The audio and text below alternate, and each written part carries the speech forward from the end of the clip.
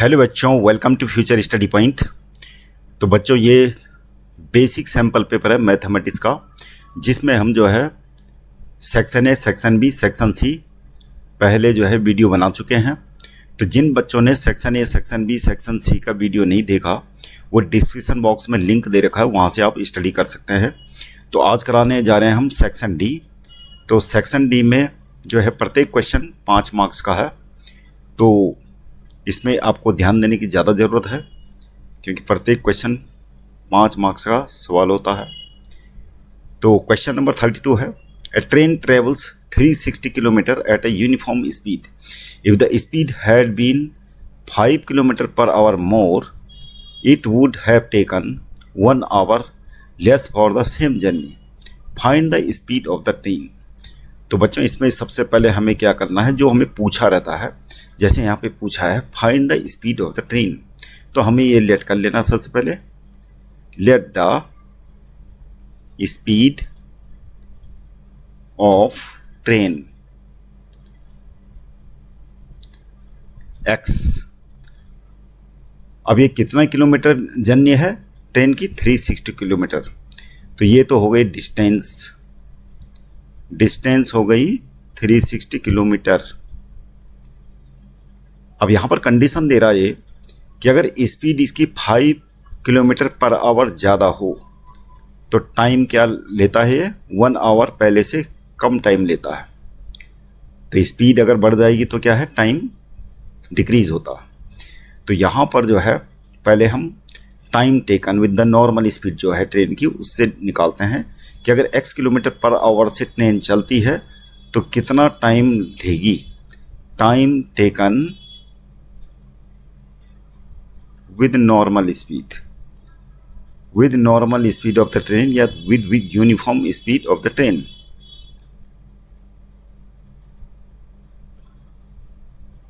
जो original speed है उससे मतलब है, जो हमने एक्स मान रखी है।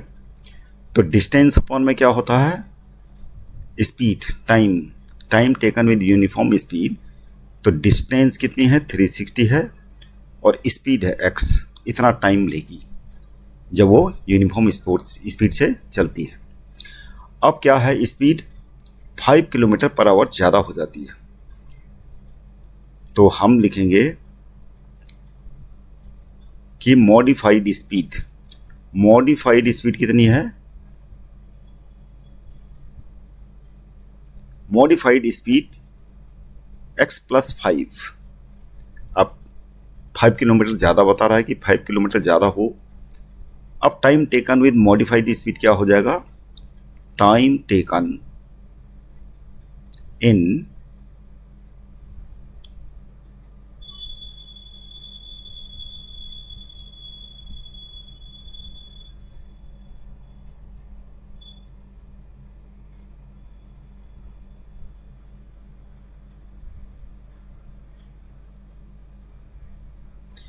Time taken in modified speed with modified speed.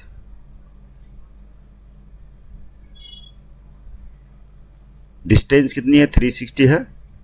अब स्पीड हो गई x + 5। अब ये बता रहा कि जब 5 किलोमीटर पर आवर स्पीड ज़्यादा हो जाती है इसकी, तो ये वाला जो टाइम है 360/x वाला जो टाइम है, ये टाइम जो नॉर्मल स्पीड से लिया गया टाइम है, इस वाले टाइम से जब 5 किलोमीटर पर आवर स्पीड बढ़ जाती है, इस वाले टाइम से 1 आवर ज़्यादा लेता है।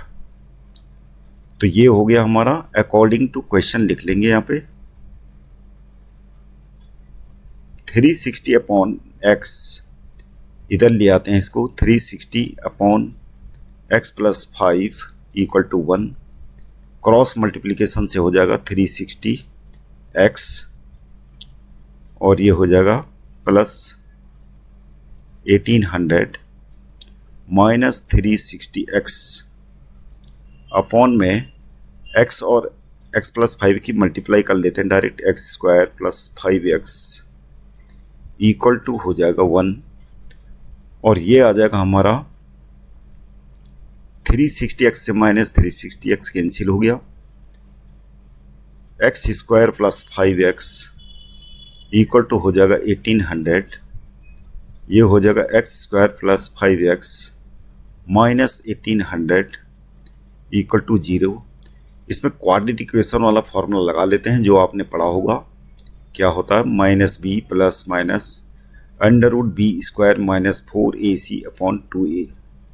ये अप्लाई कर लेते हैं तो x इक्वल टू हो जाएगा, b क्या है 5 है, प्लस माइनस बी स्क्वायर यानी 5 स्क्वायर माइनस 4ac 1 मल्टी 1800 हमारा माइनस का है तो ध्यान रखना ये माइनस है, अपॉन में 2a यानी 2 माइनस 5 प्लस माइनस ये हो जाएगा 25 माइनस 7200, ये माइनस माइनस प्लस हो जाएगा। अब ये हो जाएगा हमारा माइनस 5 प्लस माइनस ये हो जाएगा 7225 अपॉन में 2। अब इस माइनस वाला हम नेगलेक्ट कर लेंगे क्योंकि माइनस में स्पीड नहीं हो सकती, तो इसलिए हम केवल प्लस वाला बोलेंगे रूट, और इसका रूट कितना होता है 85। ये हो जाएगा हमारा 80 डिवाइडेड बाई 2 यानी कितना हो गया x इक्वल टू 40। तो इसका मतलब स्पीड ऑफ द ट्रेन कितनी हो जाएगी, स्पीड ऑफ द ट्रेन हो जाएगी 40 किलोमीटर पर आवर, जिस स्पीड से वो चल रही थी नॉर्मल स्पीड यानी यूनिफॉर्म स्पीड।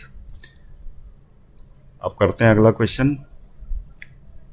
क्वेश्चन नंबर इसका चॉइस का क्वेश्चन है, a motor boat whose speed is 18 kilometre per hour in still water takes 1 hour more to go 24 kilometer up stream than to return down stream to the same spot. Find the speed of the train. तो यहाँ पर हमें क्या करना है, speed of the stream let करनी पड़ेगी। तो let the speed of stream, stream की स्पीड x मान ली और हमें बोट की दे रखी है speed of boat, speed of boat है 18 किलोमीटर पर आवर। तो ये स्टिल वाटर में है, स्टिल वाटर में रुका हुआ पानी। तो जो ओरिजिनली स्पीड है बोट की वो हमें 18 किलोमीटर पर आवर दे रखी है। अब यहाँ पर ये बोल रहा है कि बोट 24 किलोमीटर ट्रैवल करती है अपवर्ड डायरेक्शन में और डाउनवर्ड डायरेक्शन में। तो ये बता रहा है कि अपवर्ड डायरेक्शन में 1 आवर ज़्यादा टाइम लगता है। तो अपवर्ड डायरेक्शन में क्या होगा, स्पीड ऑफ बोट और स्पीड ऑफ स्टीम दोनों क्या होंगी, दोनों का सबट्रैक्शन होगा, क्योंकि दोनों की स्पीड क्या है अपोजिट में है। तो इसलिए नेट स्पीड जो होगी बोट की अपर डायरेक्शन में क्या होगी, यानी speed of boat in upward direction equal to हो जाएगा 18 माइनस एक्स।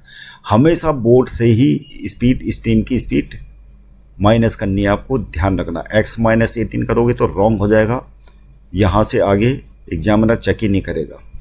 तो बोट की स्पीड हमेशा ज़्यादा होती है, इसलिए हमें बोट की स्पीड पहले रखनी है और माइनस करके स्टीम की स्पीड रखनी है। तो 18 माइनस एक्स ये नेट स्पीड है अपवर्ड डायरेक्शन में।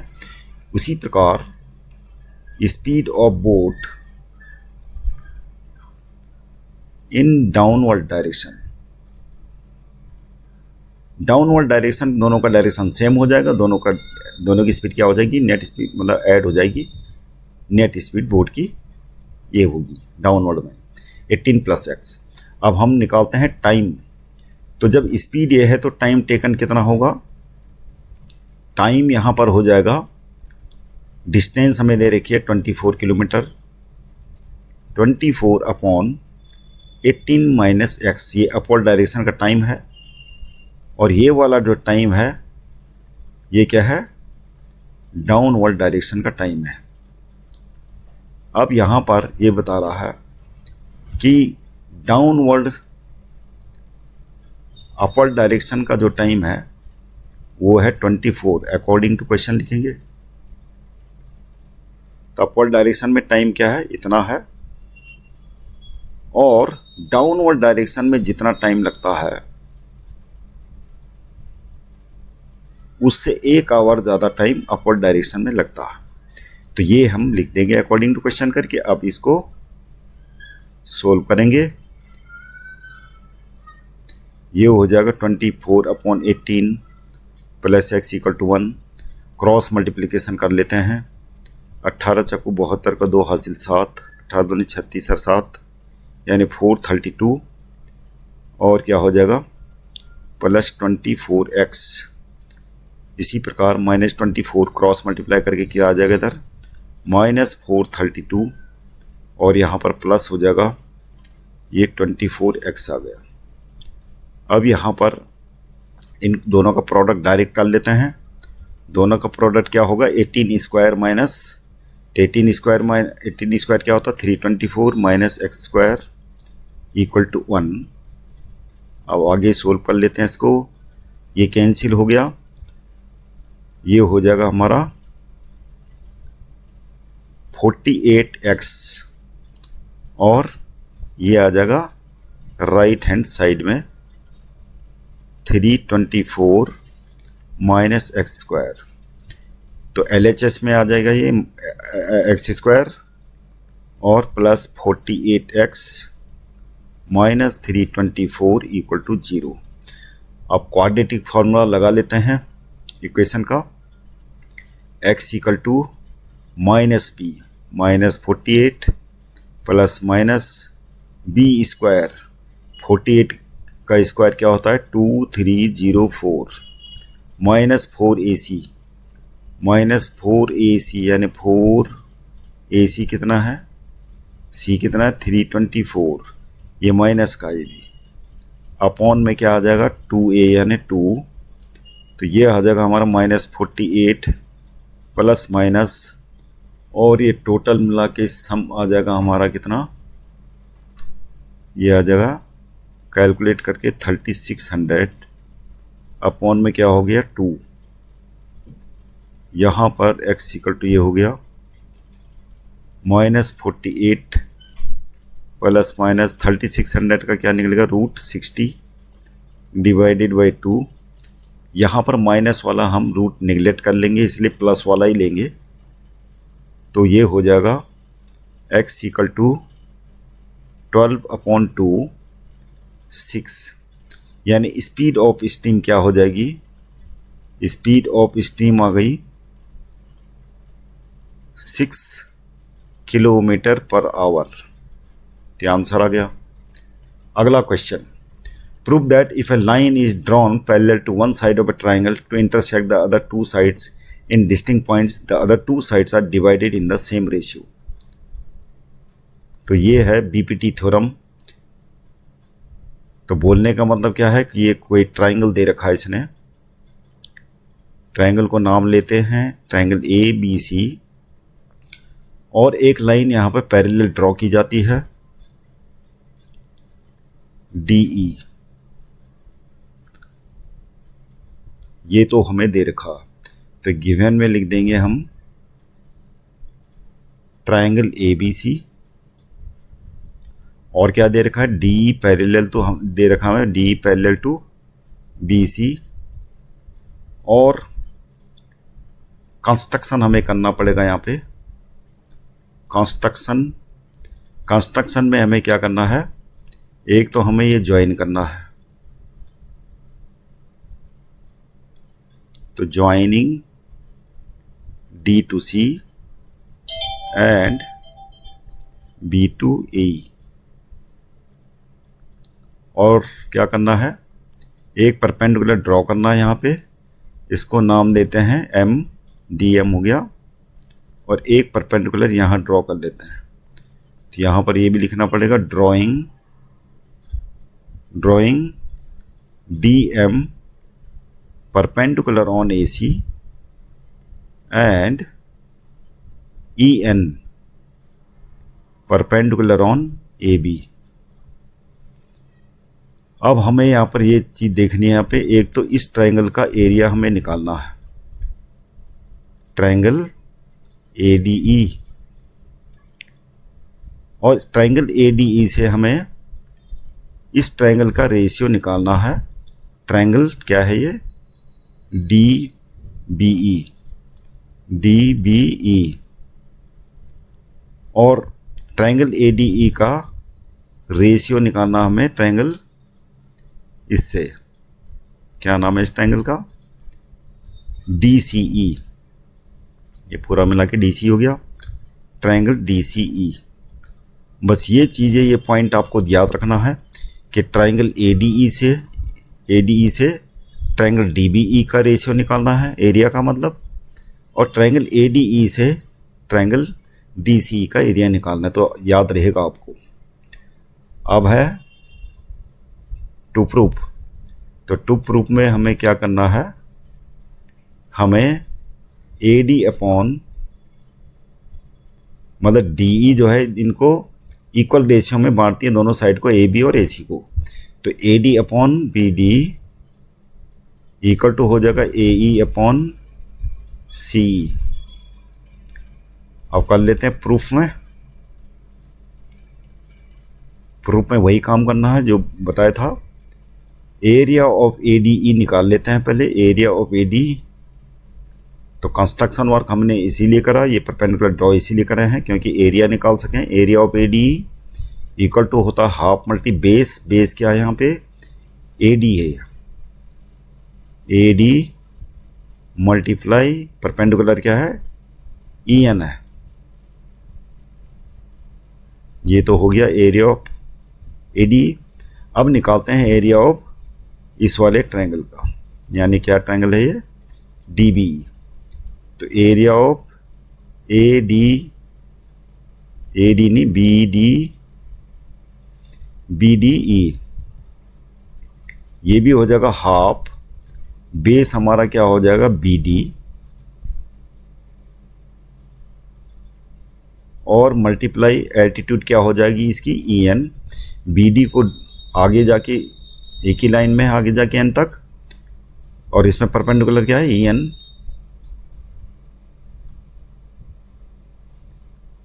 अब दोनों को रेशियो निकाल लेते हैं, एरिया ऑफ ADE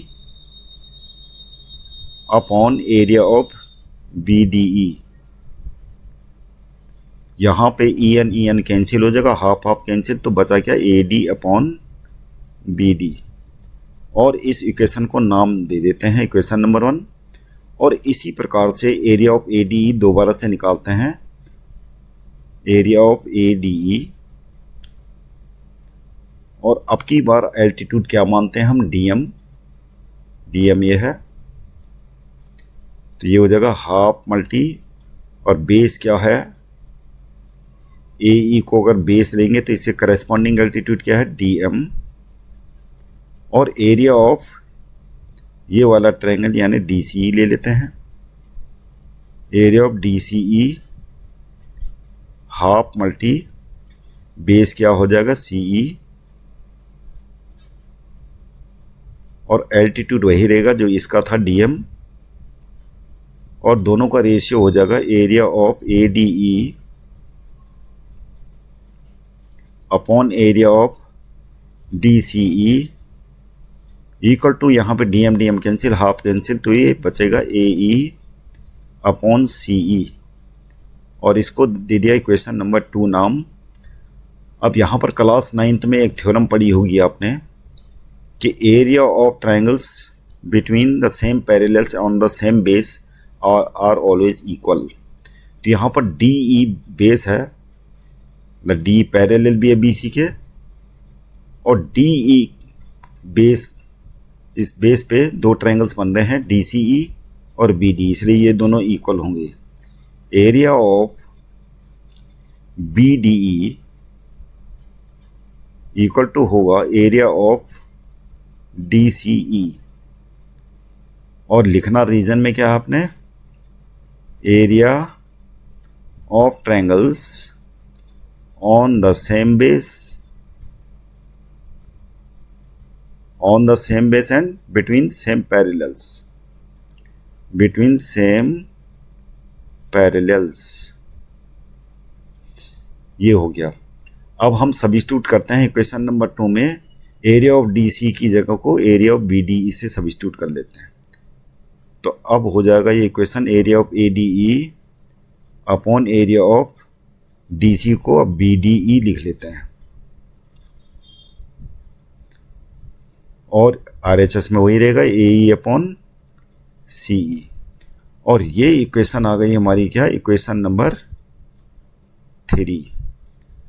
अब यहाँ पर इक्वेशन 1 फ्रॉम इक्वेशन 1 एंड 3, तो एल एच एस दोनों का सेम है, तो इसलिए आर एच एस भी सेम होगा। तो ये हो गया A D upon B D equal to A E upon C E.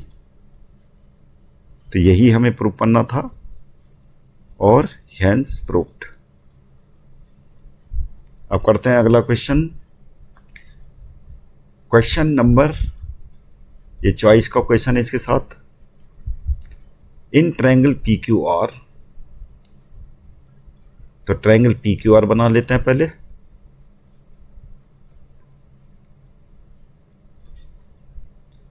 Triangle P Q are, S and T are points on P Q, तो पी क्यू में यहाँ पर एस पॉइंट्स है, और टी में, पी आर में क्या है, टी पॉइंट्स, और एस और टी को मिला लेते हैं। तो गिवन में लिखेंगे हम,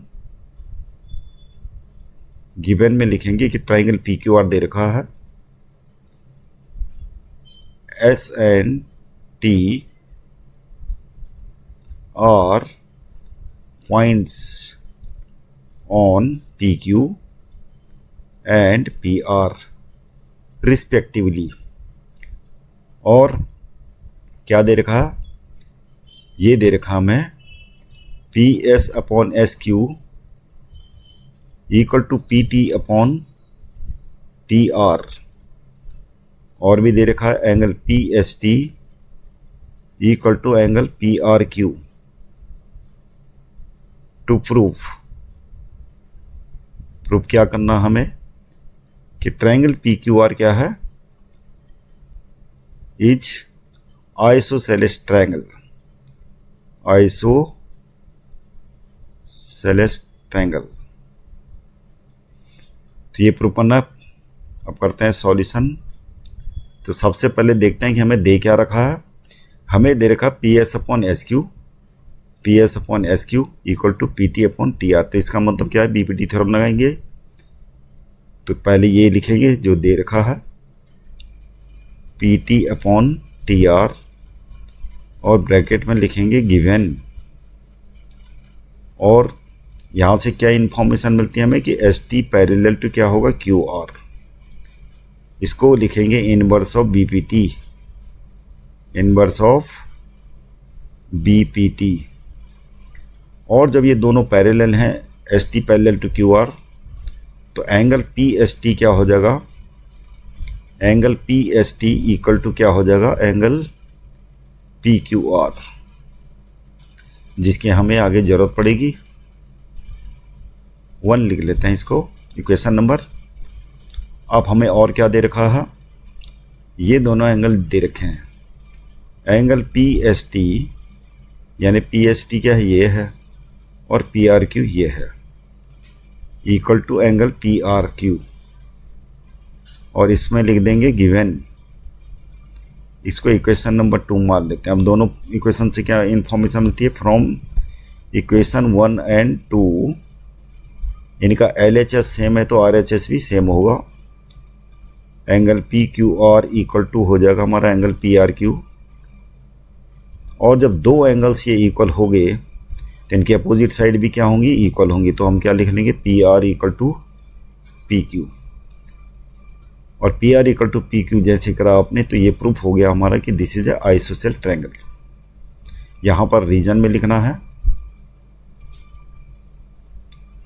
यानी sides opposite side to equal angles, opposite sides of equal angles, equal angles चाहिए तो पूरी स्टेटमेंट लिख सकते हो आप। Opposite sides of equals, opposite sides of equal angles are always equal, तो ये हो गया रीजन। हैंस प्रूव्ड लिख सकते हो, या triangle P Q are is an isosceles triangle, hence proved।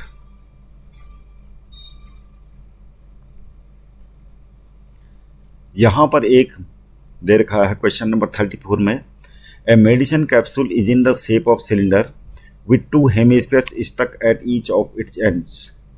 The length of the entire capsule is 14 mm and the diameter of the capsule is 5 mm. Find its surface area. तो ये question NCERT से लिया गया है। तो यहाँ पर जो है कैप्सूल ऐसा है, दोनों एंड्स इसके क्या हैं, हेमी स्फीयर के शेप के हैं।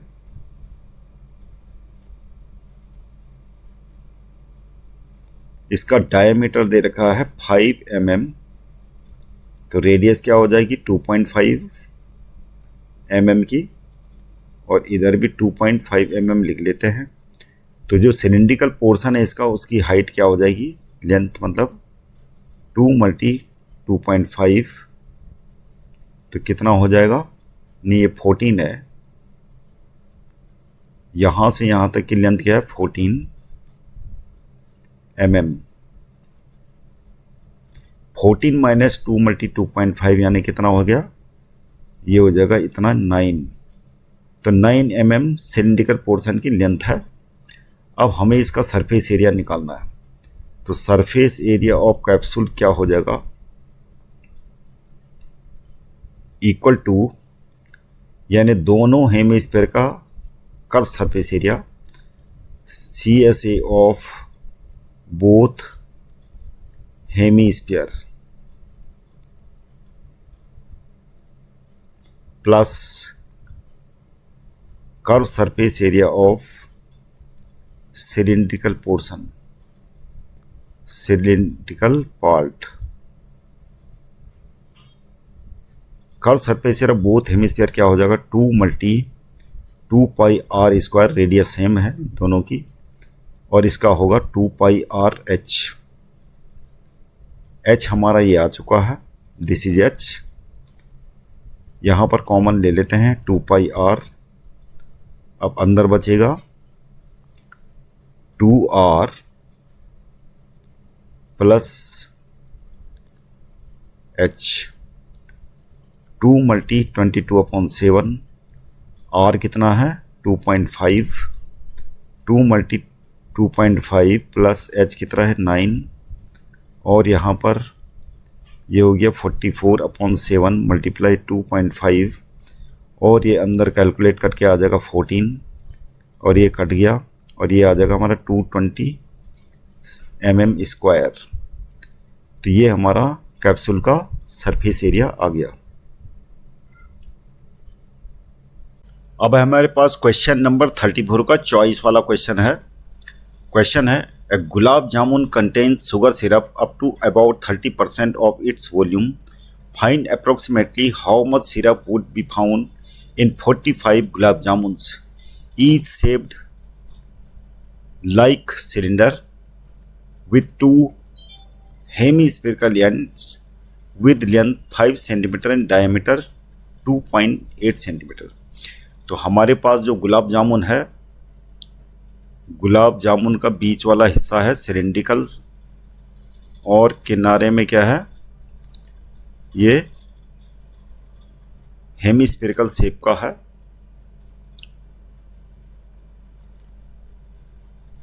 तो पूरे गुलाब जामुन की जो लेंथ दे रखी है हमें, कितनी दे रखी है 5 सेंटीमीटर,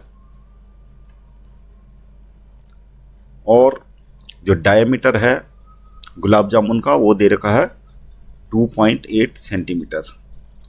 तो डायमीटर का हाफ कर लेंगे तो ये क्या आ गई, रेडियस। ये रेडियस हो गई गुलाब जामुन की r इक्वल टू 1.4 सेंटीमीटर। और यहाँ पर सिलिंड्रिकल वाला जो पार्ट होगा ये रेडियस हो गई 1.4 सेंटीमीटर। अब यहाँ पर लेंथ जो शामिल है, रेडियस है हेमिस्फीयर की, दोनों रेडियस, और 5 सेंटीमीटर पूरे गुलाब जामुन की लेंथ हो गई। तो बीच सिलिंड्रिकल जो पार्ट है उसकी लेंथ हो जाएगी, यानी h इक्वल टू हो जाएगा हमारा 5 माइनस 2 मल्टी 1.4, जो कितना हो जाएगा, ये इक्वल टू हो जाएगा हमारा 2.2 सेंटीमीटर। अब हमें क्या निकालना, सबसे पहले तो गुलाब जामुन का वॉल्यूम निकालना पड़ेगा। 45 गुलाब जामुन में कितनी सिरप को सोखते हैं वो निकालना हमें। तो इसका सॉल्यूशन करेंगे हम, पहले गुलाब जामुन का वॉल्यूम निकालते हैं। तो वॉल्यूम ऑफ गुलाब जामुन हो जाएगा, वॉल्यूम ऑफ गुलाब जामुन दोनों हेमिस्फीयर पार्ट का वॉल्यूम 2 मल्टी हेमिस्फीयर का वॉल्यूम क्या होता है 2/3 पाई आर क्यू, और प्लस में क्या होगा सिलिंड्रिकल पार्ट वाले का वॉल्यूम यानी पाई आर स्क्वायर एच। रेडियस दोनों की कॉमन है तो ये हो जाएगा, हम यहाँ पर पाई आर स्क्वायर कॉमन लेते हैं, अंदर बचेगा हमारा 2 जब 4/3 R plus pi R square common आ चुका है एच। तो यहाँ पर वैल्यू पुट कर लेते हैं पाई की 22/7। रेडियस हमारा 1.4 है, 4/3 मल्टी 1.4 प्लस एच, एच कितना आया हमारा 2.2। इसको कैलकुलेट कर लेते हैं 0.2, ये हो जाएगा हमारा 11 चक्कू 44 का 4 हासिल 4, 11 कम 11 4 15, 1.54 ये आ जाएगा हमारा। एक्चुअली में ये गलत आ गया, 4.4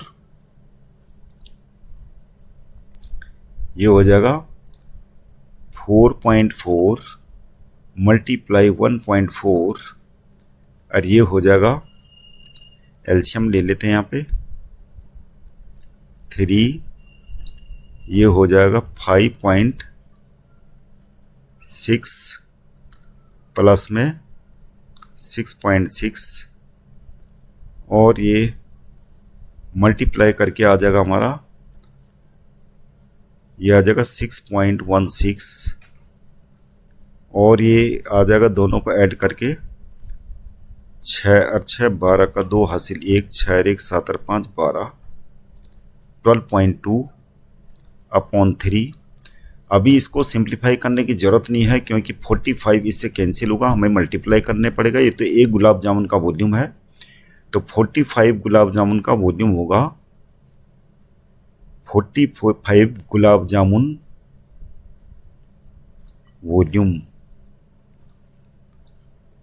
तो 45 से मल्टीप्लाई कर लेंगे इसको, 6.16 मल्टी 12.2 अपॉन में 3 से ऊपर ये कट नहीं रहा, इसको 45 से तो 45 कट जाएगा इससे।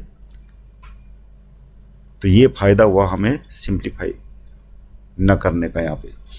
तो 3 से कट गया तो ये हो गया। अब ये मल्टीप्लाई करके कितना आ जाएगा, ये 6.16 को 15 से मल्टीप्लाई कर लेंगे तो कितना आ जाएगा, ये आ जाएगा 92.4 मल्टीप्लाई 12.2। अब इन दोनों को मल्टीप्लाई करके आ जाएगा हमारा 1127.28। ये वॉल्यूम आ गया 45 गुलाब जामुन का कितना सेंटीमीटर क्यूब।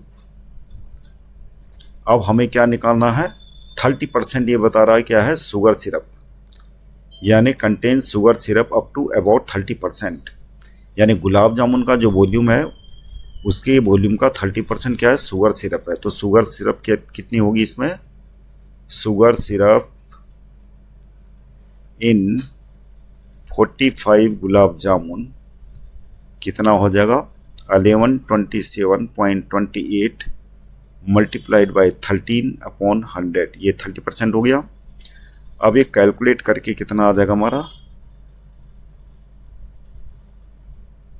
10 या 100 से 30 को अगर काट देंगे तो क्या होगा 0.3। अब 0.3 से मल्टीप्लाई करके हमारा आ जाएगा 338.184 सेंटीमीटर क्यूब।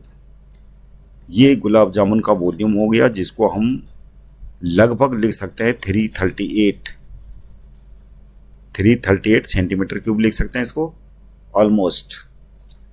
अब करते हैं अगला क्वेश्चन। अगला क्वेश्चन है क्वेश्चन नंबर 35।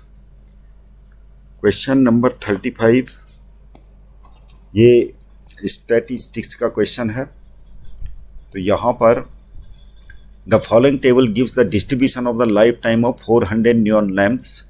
तो 400 नियॉन लैम्प्स दे रखे हैं हमें। तो ये टोटल लैम्प्स कितने हैं 400, और ये हमें क्लास इंटरवल दे रखे हैं लाइफ टाइम, जो इन बल्बों की लाइफ टाइम है 1500 to 2000 आवर्स। ये लाइफ टाइम हो गई। तो हम यहाँ पर क्लास मार्क निकाल लेते हैं। तो क्लास मार्क हो जाएगा यहाँ पर, ये तो हो गया फ्रीक्वेंसी, और क्लास मार्क यहीं पे निकाल लेते हैं हम। क्लास मार्क कैसे निकलता, क्लास इंटरवल को प्लस करके और डिवाइडेड बाई 2 करके। तो ये कितना आ जाएगा, ये आ जाएगा हमारा 1750। बस एक बार आपने ऐड करके डिवाइडेड बाई 2 करना, उसके बाद क्लास इंटरवल जो है, क्लास साइज क्या है 500 है, 500 ऐड करते जाएंगे। ये हो जाएगा 2250, 500 ऐड करेंगे तो 2750, फिर 500 ऐड करेंगे तो 3250, 500 ऐड करके क्या हो गया 3750, ये हो जाएगा 4250, और ये हो जाएगा 4750। अब हम क्या निकालेंगे यहाँ पे, ये फ्रीक्वेंसी है, fx निकालेंगे यहाँ पे fx। तो दोनों को मल्टीप्लाई करके कितना आ जाएगा हमारा, ये आ जाएगा 24500, और ये आ जाएगा 12600, ये आ जाएगा 16 हो गया 500, और ये हो जाएगा 279,500, और ये हो जाएगा 277,500, और ये हो जाएगा 263,500, और ये हो जाएगा 228,000। अब हम ये सिग्मा fx ऐड कर लेते हैं, सिग्मा fx निकाल लेते हैं। तो ये हो जाएगा हमारा 13,64,000, ये सिग्मा fx आ गया। अब ये क्या है सिग्मा f। अब हमें क्या निकालना है, एवरेज लाइफ टाइम यानी मीन निकालना है। तो मीन का फॉर्मूला क्या होता है, सिग्मा fx अपॉन में सिग्मा f। तो सिग्मा fx कितना आ गया 13,64,000, सिग्मा f है 400, 2 0 कैंसिल, और 4 से कट जाएगा कितनी बार 3410। तो हमारा जो है एवरेज लाइफ टाइम आ गया, एवरेज लाइफ टाइम कितना होगा न्यून बल्ब का 3410 आवर्स। तो ये हमारा आंसर आ गया। तो बच्चों जो ये सैम्पल पेपर है, इसका नेक्स्ट पोर्शन है केस स्टडी का। तो वो ताकि आपको नोटिफिकेशन मिल सके तो आप चैनल को सब्सक्राइब कीजिएगा, लाइक कीजिएगा और शेयर कीजिएगा। Thank you very much for watching this video.